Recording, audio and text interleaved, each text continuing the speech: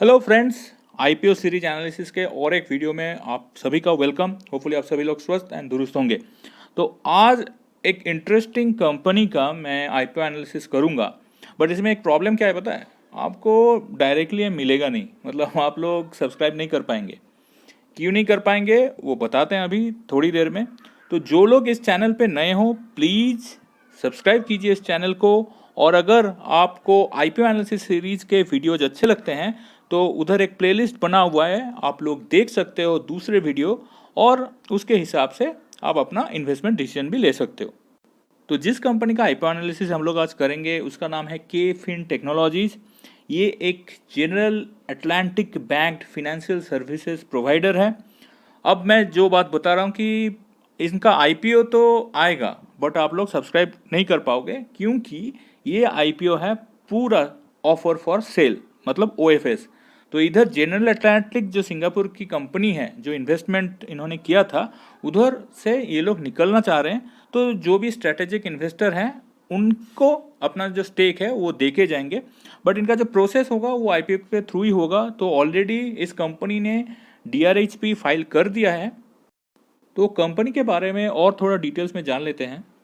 तो केफिन टेक्नोलॉजी एक leading technology driven financial services platform provider है, और ये अपने जो सर्विसेज हैं वो देते हैं कैपिटल मार्केट इकोसिस्टम को, जिसमें म्यूचुअल फंड्स भी रहते हैं, ऑल्टरनेटिव इन्वेस्टमेंट फंड्स रहते हैं, वेल्थ मैनेजर रहते हैं, pension funds managers, corporate issues and ऐसे बहुत सारे फाइनेंशियल सर्विसेज के प्लेटफॉर्म के हिसाब से ये लोग काम करते हैं।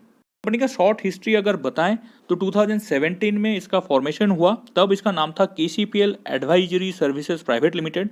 उसके बाद इसका नाम चेंज होके हुआ Karvy fintech private limited, and very recently इस कंपनी को प्राइवेट लिमिटेड से एक पब्लिक लिमिटेड कंपनी में कन्वर्ट किया गया और इसका नाम हो गया केफिन टेक्नोलॉजीज लिमिटेड। तो शेयर होल्डिंग पैटर्न थोड़ा देख लेते हैं। तो प्रोमोटर्स और प्रोमोटर्स ग्रुप में पहला ही नाम आता है जनरल अटलांटिक सिंगापुर फंड का, जिनके पास 74.94% स्टेक है। उसके बाद और एक छोटा सा फंड है general Atlantic Singapore KFT fund, जिनके पास 0.96% स्टेक है। दोनों मिला के 75.90% स्टेक है, और इनका एवरेज एक्विजिशन प्राइस था 120.30। रिसेंटली कोटक महिंद्रा बैंक ने 16 लाख शेयर्स एक्वायर किया है 185 रुपीज़ पर शेयर के एक्विजिशन प्राइस में। तो कंपनी का फिनेंशियल्स थोड़ा देख लेते हैं। तो कंपनी का अगर लास्ट 3 साल का फिनेंशियल्स अगर आप कंपेयर करोगे तो रेवेन्यू फ्रॉम ऑपरेशन में एक स्टेबल ग्रोथ दिख रहा है, बट प्रॉफिट बहुत वोलेटाइल है।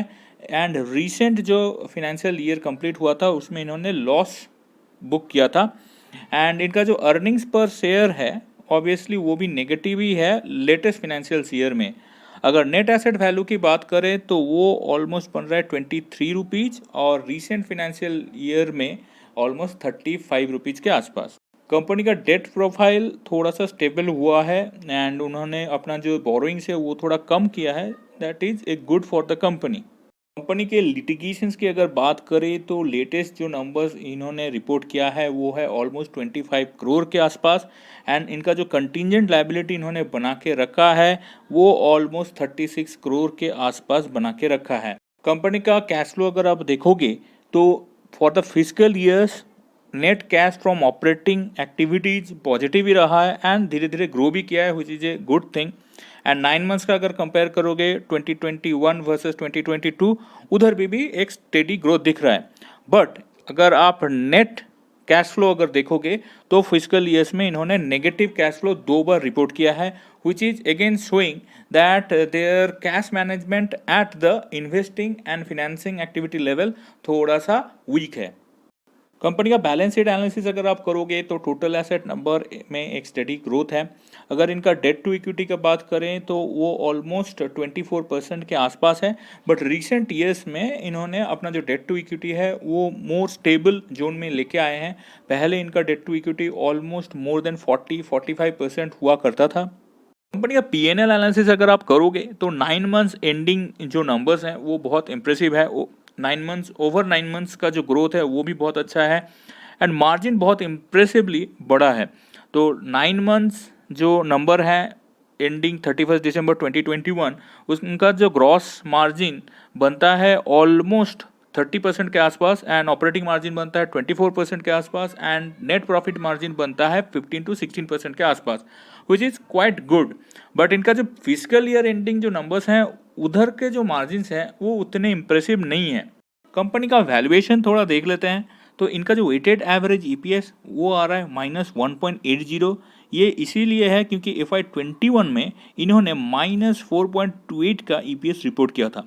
बट लेटेस्ट 9 मंथ्स एंडिंग जो नंबर हैं उन उसका नंबर अगर आप देखोगे तो उसका ईपीएस आ रहा है 6.34. इन्होंने जो इंडस्ट्री पी रखा है ऑब्वियसली क्योंकि इनका एक ही कंपटीटर है दैट इज कैम्स, तो उनका ही पी इन्होंने यूज किया है as a industry P proxy. तो उनका आ रहा है 55.15. तो ये 55.15 अगर आप मल्टीप्लाई करोगे लेटेस्ट रिपोर्टेड ईपीएस के साथ तो इनका जो प्राइस रेंज बनेगा 300 to 330 तक. एंड और एक बात, इनका जो लेटेस्ट नैब आ रहा है कैलकुलेट होके वो है 35.21. और अगर आपको याद है कि रिसेंटली जो कोटक महिंद्रा बैंक ने इनके 16 लाख शेयर्स लिए थे वो था ऑलमोस्ट 185 रुपीज़ के आसपास. तो कोटक महिंद्रा बैंक ने almost 6 times of the book जो था उसका प्राइस पे किया था. तो ऑब्वियसली ये जो प्रीमियम इनको मिला था that is due to exclusivity of their revenue model. क्योंकि अगर कंपैरिजन भी करोगे आप देखोगे कंपिटिटर्स में ओनली एक कंपिटिटर्स पूरे इंडिया में है that is CAMS. And obviously CAMS बहुत बड़ा कंपिटिटर है but they are the second largest player in this space. अगर ये कंपनी ऑफर फॉर सेल के बाद लिस्ट होती है then I think it would be a good investment for a long term क्योंकि ये सेकेंड लार्जेस्ट प्लेयर है इस पर्टिकुलर स्पेस में.